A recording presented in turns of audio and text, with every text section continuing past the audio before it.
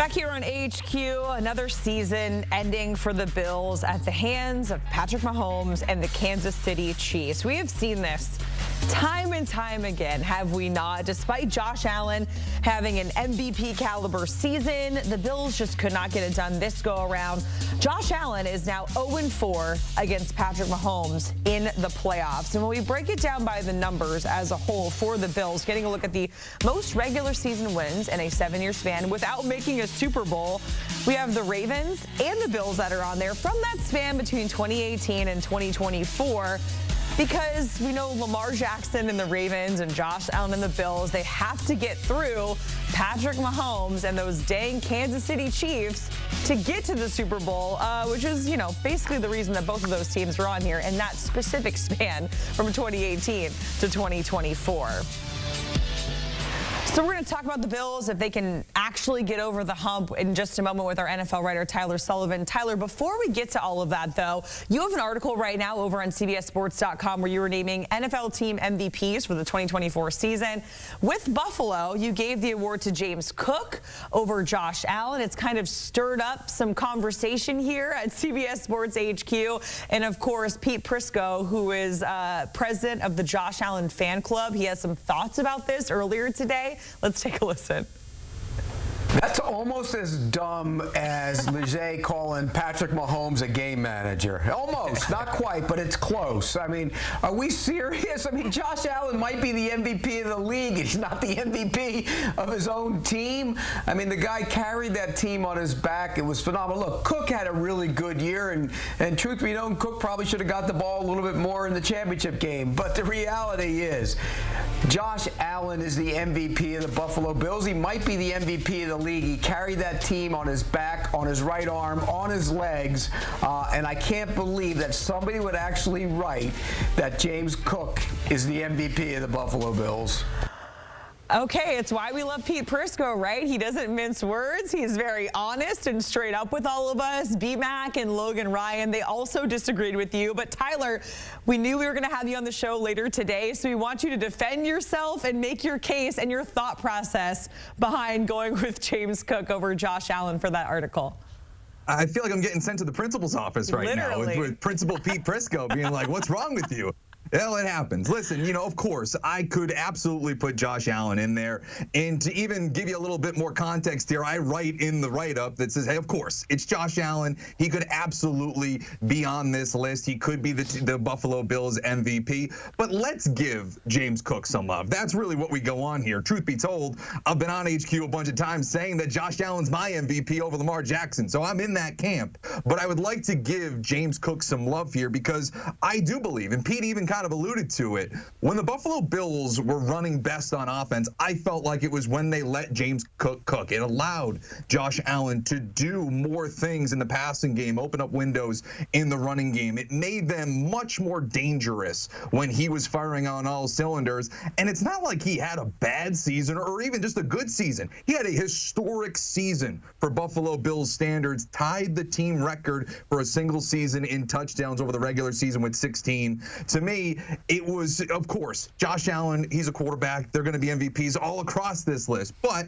when we're talking about elevating the entire offense as a whole, I thought that they were a lot better when James Cook was playing at his best. Yeah, he had 2 touchdowns in that AFC Conference Championship game. Yeah, I mean, Pete Prisco has a lot of hats, right? He's like mayor of Jacksonville. Now we're calling him Principal Pete Prisco. But, yeah, a little bit of context there certainly makes all the difference. So back to Josh Allen and the Bills. Of course, the conversation here is he just one of the greats that's never going to get it done? He's a victim of living in the Patrick Mahomes era. But Josh Allen is supporting his coach, saying that, you know, Sean McDermott, he's extremely confident that his coach can lead the Bills to a Super Bowl. Are you as confident in that Sean McDermott can lead this Bills team with Josh Allen under center to actually get to a Super Bowl and then potentially win one?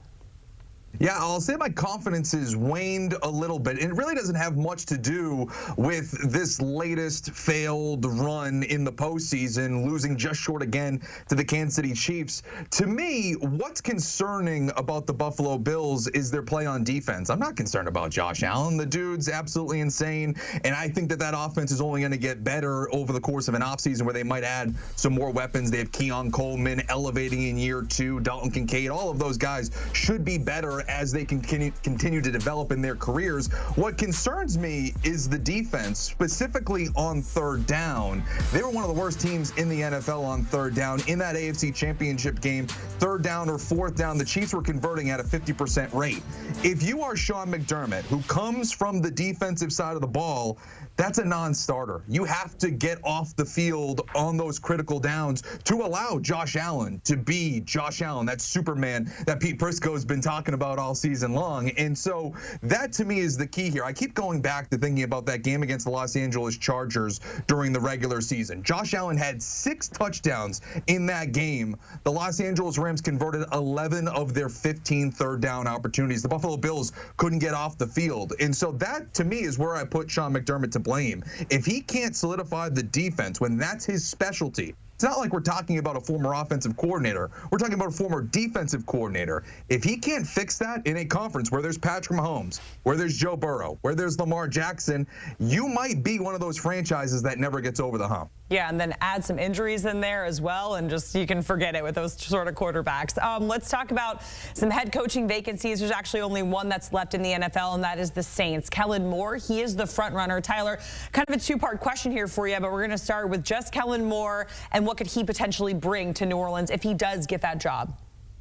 Well, it goes to the trend of all of these head coaching hires, right? It's the young offensive mind, and this is an offense that absolutely struggled this season, of course, dealing with injuries to Derek Carr, but overall, they do need a revamp on offense, and Kellen Moore is someone who we've seen. I mean, the guy is still coaching his way into the Super Bowl. When he has the pieces in place, he can coach an elite offense. When you have Saquon Barkley, Jalen Hurts, A.J. Brown, Devontae Smith, you can really light it up. You saw 55 points in an NFC Championship game. That's something along the lines that New Orleans would be hoping to get in a Kellen Moore run offense. You do have pieces. Again, it's not the same as the Philadelphia Eagles, but I'd be fascinated to see what he does with Alvin Kamara and Chris Olave and even Derek Carr if he's still part of the equation in 2025 and beyond. They are in a winnable division, and they just need to be able to put up points to keep themselves in contention. So to me, if you have a young offensive mind going into the future, even if you do reset at the quarterback spot, that's a nice feather in your cap in your rebuild. Yeah, that's one of the good parts about being in either South, right? The NFC or the AFC. For all of these newer coaches, both divisions are winnable as it stands right now. So the second part of that question, of course, it's like deja vu for the Eagles. Maybe, you know, the last time we saw them in the Super Bowl, 2 seasons ago, they lost their DC and OC and Shane Steichen and Jonathan Gannon. They were able to get back to a Super Bowl. We're going to see that in Super Bowl 59. But what is next for them, do you think, if they lose Kellen Moore?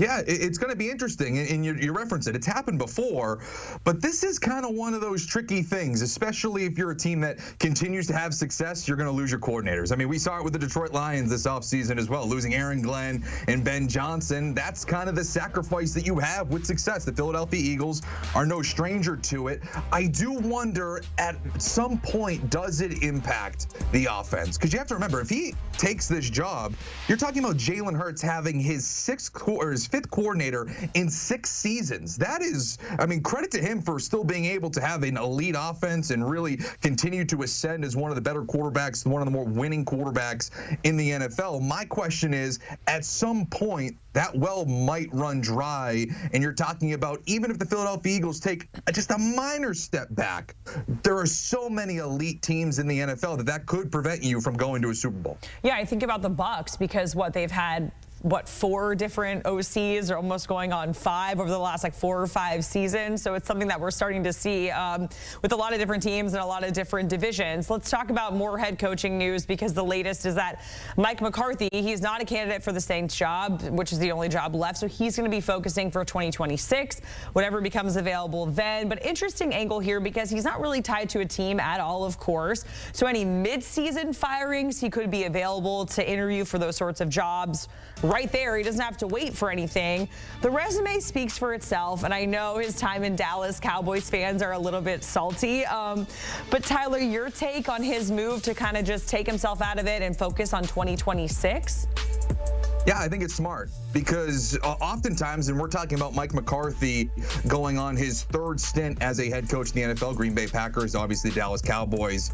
You really only get like 2 or 3 cracks at this thing in the NFL. And so if you are not sold on the New Orleans Saints as an option to really set yourself up for success over the course of the long term, then you don't take it. You do sit back and allow yourself time to let the landscape kind of play out. We were just talking about Sean McDermott. Like, if things go absolutely haywire in Buffalo, yeah, you're talking about a chance to possibly coach with Josh Allen. Like, that's the kind of thing that you let play out, especially if you're one of these coaches going on your second or third try. I mean, we're talking about, Cliff Kingsbury backing out, Joe Brady backing out of consideration for these head coaching jobs, because they all understand that, yeah, as great as it is to have one of those 32 jobs in the NFL and everything that comes with it, you do have to find yourself the right spot. Ben Johnson is one of those guys that really sat back and said, you know what? I'm going to pick my spot here. I like Chicago. I like Caleb Williams. That's where I'm going to start my head coaching career.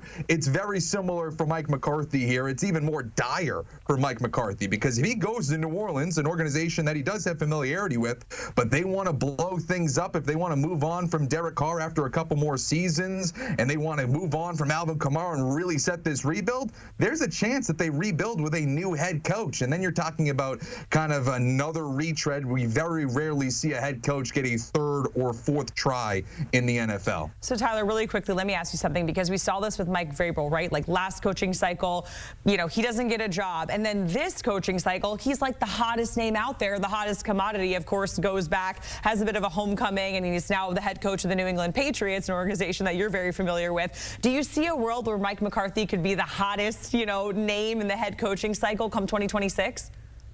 I don't know about hottest name in the world, but, I guess the further you go away from the small issues with the Dallas Cowboys in terms of not getting over the hump in the postseason, you could say, okay, 12-5 seasons, former Super Bowl champion. Like, you can make a case the further away you go, but overall, I don't know if there's a world where he's the #1 guy in a coaching cycle. Yeah, not leading the Dallas Cowboys to, the conference championship or a Super Bowl, that's like really hard to get away from. So that's just the territory that it comes with being the head coach of the Dallas Cowboys. Tyler, we certainly appreciate it going through the latest headlines, head coaching news when it comes to the NFL. Of course, CBS Sports HQ, we have got you covered, all things NFL leading up to Super Bowl 59. And then, of course, all the offseason news as well, the draft, news, highlights, everything you need, scores.